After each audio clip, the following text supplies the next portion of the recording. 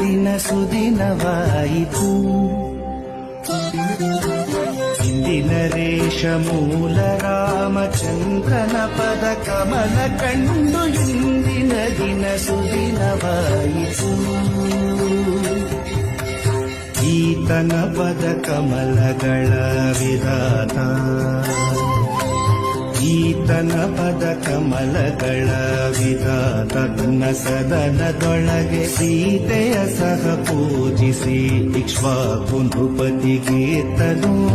ಆತನನ್ನಯ ನೃಪತಿಗಳು ಪ್ರೀತಿಯಿಂದ ಪೂಜಿಸಿ ರಘುನಾಥ ರಘುನಾಥ ರಘುನಾಥ ವೇದ ಗರ್ಭಗಿತ್ತ ಮೂರ್ತಿಯ ಪದ ಕಮಲ ಕಂಡು ಇಂದಿನ ದಿನ ಸುದಿನವಾಯಿತು.